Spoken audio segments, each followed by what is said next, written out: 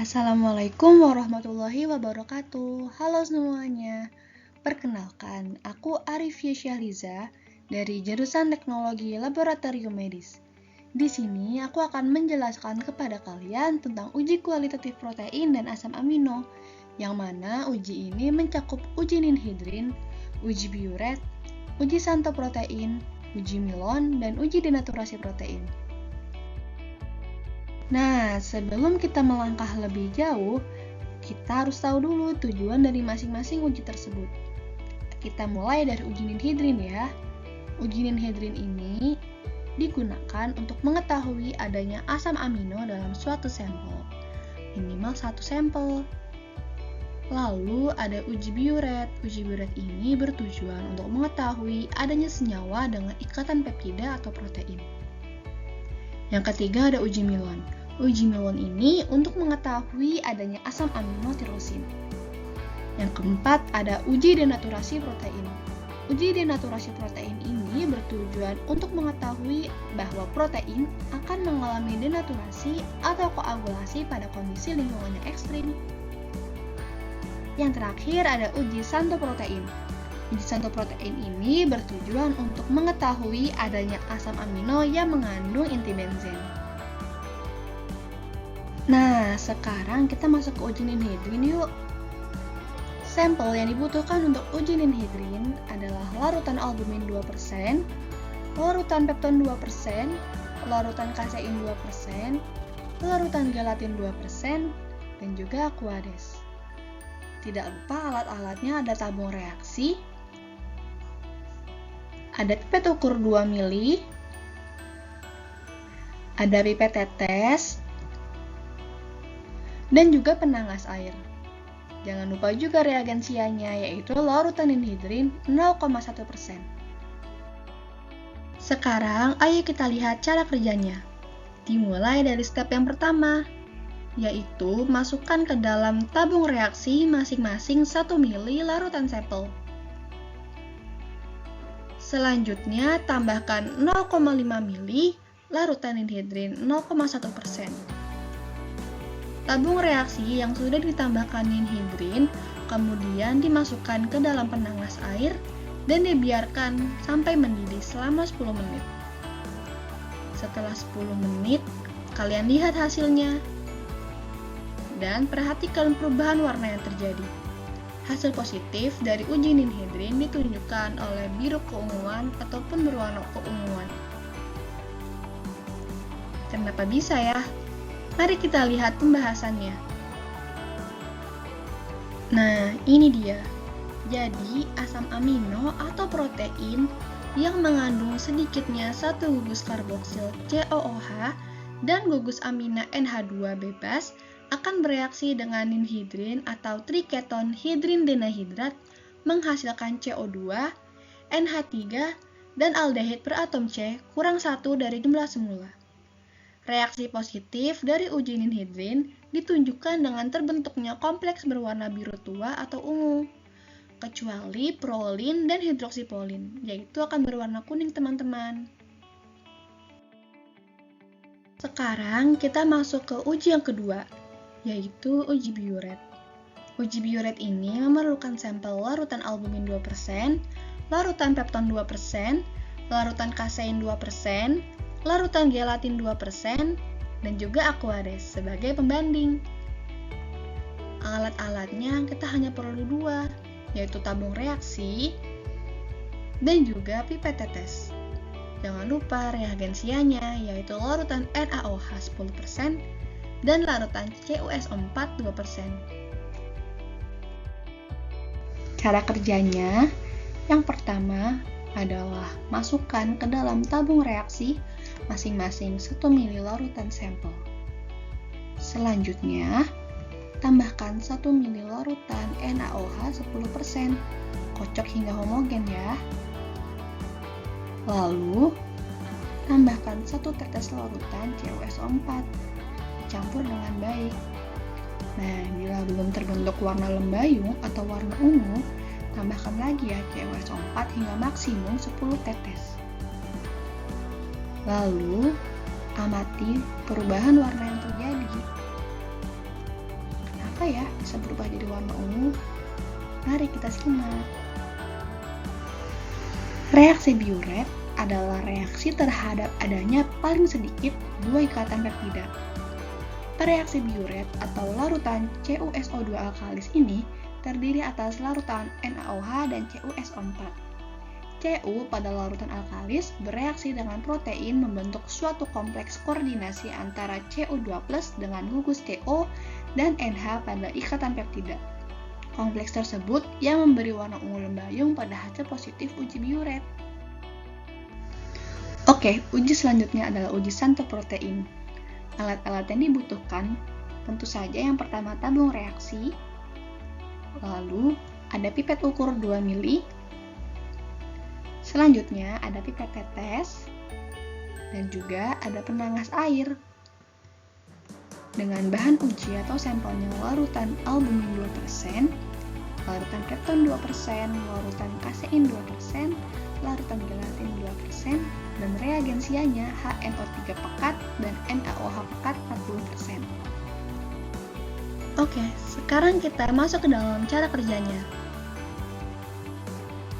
Yaitu yang pertama, masukkan ke dalam tabung reaksi 1 ml larutan sampel. Setelah itu, tambahkan 0,5 ml HNO3 pekat. Kalian perhatikan ya, terbentuknya endapan putih. Setelah itu, kalian panaskan ke dalam penangas air dengan hati-hati. Endapan tadi akan larut kembali dan larutan berubah menjadi warna kuning. Setelah itu, dinginkan di air mengalir dan tambahkan tetes demi tetes NaOH pekat. Setelah itu, perhatikan ya perubahan warna yang terjadi. Karena hasil positif dari uji santoprotein ini adalah terbentuknya warna kuning tua atau jingga. Wah, kok bisa warna kuning ya? Mari kita lihat pembahasannya. Nah, ini hasil uji santoprotein. Untuk gambar yang sebelah kanan, itu adalah hasil positif yang menunjukkan warna kuning tua atau jingga. Sedangkan yang di sebelah kiri itu hasil negatif dengan tidak adanya perubahan warna atau tetap bening ya teman-teman. Penjelasannya adalah nitrasi inti benzen dari asam amino seperti tirosin, fenilatanin, dan triptofan dalam molekul protein bentuk senyawa nitro yang berwarna kuning. Dalam suasana basah akan terionisasi dan warnanya berubah menjadi warna kuning tua atau jingga. Selanjutnya, ayo kita ke uji Milon dengan alat-alat yang pertama, yaitu ada tabung reaksi, ada pipet ukur 2 mili, ada pipet tetes, dan juga penangas air. Tidak lupa bahan uji atau sampelnya, yaitu ada larutan albumin 2%, larutan pepton 2%, larutan kasein 2%, larutan gelatin 2%, dan larutan fenol 2%. Reagensianya yaitu reaksi Milon, yaitu 100 gram merkuri dalam 40 ml asam nitrat pekat dan diencerkan dengan air sampai volumenya 3 kali. Oke, cara kerjanya. Yang pertama adalah masukkan ke dalam tabung reaksi 2 ml larutan sampel. Lalu selanjutnya kalian masukkan 2-3 tetes reaksi Milon. Campur dengan baik ya. Selanjutnya, panaskan dalam penangas air selama 5 menit. Perhatikan adanya warna merah. Nah, hasil positif uji Milon ini ditunjukkan dengan perubahan larutan menjadi warna merah. Seperti ini hasilnya. Penjelasannya adalah tirosin merupakan asam amino yang mengandung gugus hidroksifenil atau fenol akan mengalami nitrasi dengan reaksi Milon yang mengandung ion-ion merkuri atau merkuro dalam asam nitrat atau nitrit dan membentuk warna merah. Dengan terbentuknya warna merah menandakan bahwa adanya tirosin di sampel tersebut. Hasil negatif sebaliknya ya teman-teman. Nah, sekarang kita masuk ke uji denaturasi protein ya teman-teman. Ini adalah uji terakhir dan terdapat 3 macam. yaitu yang pertama ada denaturasi protein oleh pemanasan. Yang kedua ada denaturasi protein oleh asam kuat. Dan yang ketiga, denaturasi protein oleh logam berat. Nah, sebelum kita masuk ke ujinya, kita siapkan alat-alat dan bahannya dulu ya. Alat-alatnya yaitu ada tabung reaksi, ada pipet ukur 2 mili, ada pipet tetes, dan juga penangas air. Reagensianya ada H2SO4 pekat, larutan AgNO3 2%, larutan HgCl2 2%, larutan Pb asetat 2%, dan larutan CuSO4 2%. Dengan bahan uji atau sampelnya yaitu larutan albumin 2%. Ini dia cara kerja yang pertama, yaitu uji denaturasi protein oleh pemanasan. Yang pertama adalah masukkan ke dalam tabung reaksi 2 mili larutan sampel. Kemudian kalian panaskan ke dalam penangas air mendidih selama 10-15 menit. Lalu kalian perhatikan apakah ada kekeruhan yang terbentuk. Nah, ini dia hasilnya. Dalam kondisi suhu tertentu, protein akan mudah larut dan mudah berinteraksi dengan air. Bila kondisi tersebut berubah, maka struktur tersier dari protein tersebut juga berubah, dan molekul protein tidak dapat lagi berinteraksi dengan air. Hal inilah yang menyebabkan terjadinya koagulasi atau denaturasi yang ditandai dengan adanya kekeruhan pada hasil sampel yang disebabkan oleh daya larut protein yang hilang. Sekarang, ayo kita masuk ke uji yang kedua.